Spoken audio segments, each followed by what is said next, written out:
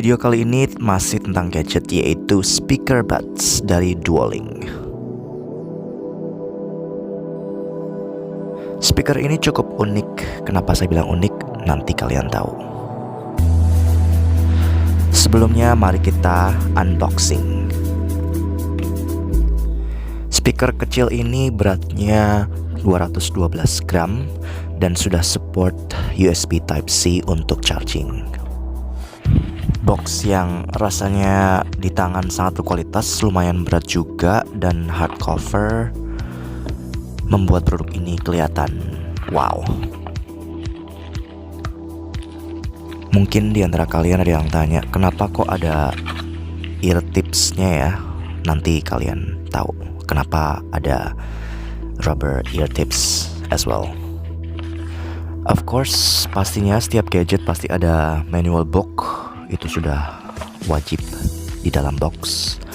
Dan sudah ini yang comes with it, ada cable charging, ear tips, dan manual book. Okay, the moment of truth. Why? Kenapa kalian lihat ada ear tips? Karena kalau dibuka ada earbuds-nya. Wow, keren kan? Jadi ini bisa buat speaker, Bluetooth speaker, dan juga bisa dengerin musik lewat this earbuds. Keren kan? Kalau menurut saya kualitas dari plastiknya sedikit mengecewakan. Kayak rada plastik ember yang bisa dibeli di pasaran gitu ya. Enggak segitunya plastik ember, tapi rada-rada mirip kayak plastik ember. Tapi ada nilai plusnya sih. Jadi di surface outernya gitu kayak ada rubber yang bisa buat protection kalau misalnya jatuh. Jadi nggak lecet.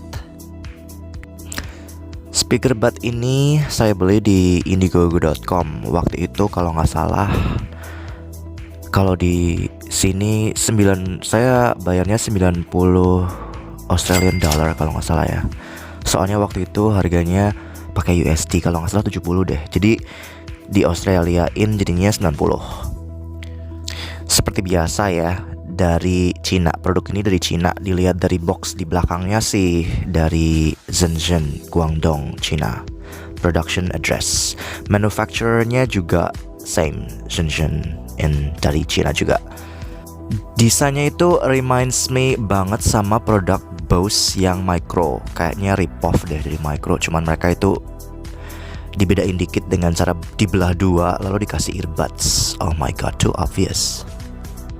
Oke, sekarang untuk tes suaranya. Sebetulnya percuma ya tes suara yang pernah saya katain di video sebelumnya, karena ini pakai HP recordnya. Jadi gimana ya, nanti saya kasih nilai 1-10 deh. Saya bandingin sama produk-produk yang sudah saya punya sebelumnya.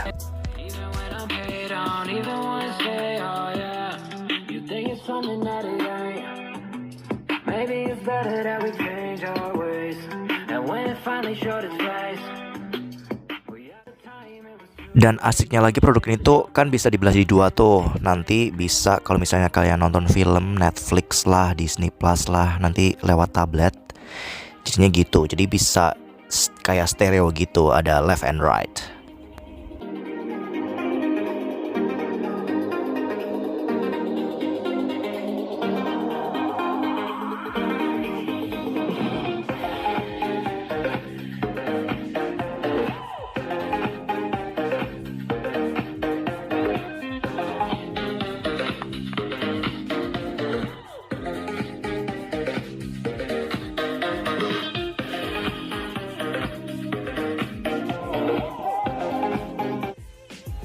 Oke, jadi saya nilai ya supaya kalian tahu. At least karena kayaknya di Indo belum ada deh, tapi nggak tahu juga sih kalau di Tokopedia ada apa nggak. Yang jelas kayaknya nggak ada sih, soalnya ini cuma ada di Indiegogo. Dan paling mentok di eBay ada. Terus oke, saya compare sama Bluetooth speaker yang sudah saya punya. Contoh aja yang paling gampang yang bisa kalian coba di toko-toko Bose di Indonesia. Contoh ya, Bose SoundLink Color 2 yang Color 2. Itu tuh misalnya kalau yang SoundLink Color 2 itu bass, treble, dan lain-lain, overall tuh gua nilai sekitar 8 out of 10. itu suaranya segitu ya. Tapi speaker ini tuh nilainya 5 out of 10. Sumpah kurang keras, cuman kerennya itu bisa dibelah dua dan ada earbud. Oke, jadi untuk ngeyakinin kalian apakah kalian harus beli ini Dual-Link speaker buds atau enggaknya, saya compare kualitas suara dari earbuds antara AirPods Pro sama Dual-Link speaker buds. Mungkin kurang cocok ya kalau misalnya saya compare-nya sama AirPods Pro, karena dibanding dengan harganya juga jauh banget, $400 dengan $90. Tapi di sini saya cuman adanya AirPods Pro karena yang dua-duanya memiliki ear tips, dan ear tipsnya sudah saya ganti yang paling besar karena sudah menyesuaikan lubang telinga saya yang lumayan gede, jadi supaya suaranya benar-benar kecil, jadi bassnya itu lebih kelihatan. Oke, ini Dual-Link earbuds ya. Kalau menurut saya kurang nyaman karena ear tips rubbernya itu kayaknya kurang gede, jadi nggak kesil banget ya. Maksudnya nggak kencang di telinga. Jadi ini nggak cocok banget buat kamu yang suka jogging, bisa jatuh.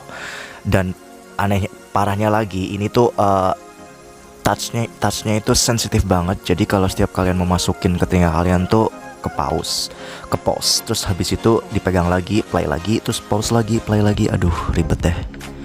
Dan sekarang ini AirPods dibandingin sama AirPods Pro ya, seal-nya itu lebih proper banget, jadi nggak gampang jatuh dan bener-bener nyaman. Nggak tahu, mungkin mereka sudah doing research ya, did research dan nyiptain ear tips yang bener-bener bagus, jadi supaya nyaman di telinga. Maklum lah, $400 bandingin sama 90, come on. Dan di AirPods Pro itu touchnya nggak sensitif banget ya, jadi harus bener-bener kalian tekan baru bisa untuk play or pause. Nggak kayak Dual-Link yang touchnya itu, sensor touchnya itu bener-bener sensitif banget, jadi mungkin kesenggol rambut aja bakal pause. Aneh kan? Nggak sih, nggak separah itulah. Overall ya, menurut saya kalau misalnya kalian suka all in one ya, speaker ini cocok buat kalian. Jadi nggak repot-repot bawa earbuds sama speaker, jadi dua kan bawanya kan. Kalau ini udah jadi 2-in-1, jadi kerennya di situ. Tapi nggak kerennya itu suaranya kurang keras speakernya, dan ear tipsnya itu seal-nya kurang proper, jadi gampang jatuh. Jadi nggak cocok buat kalian yang suka jogging. Dan kalau dibandingin sama AirPods Pro, ya jelas suaranya lebih bagus AirPods Pro.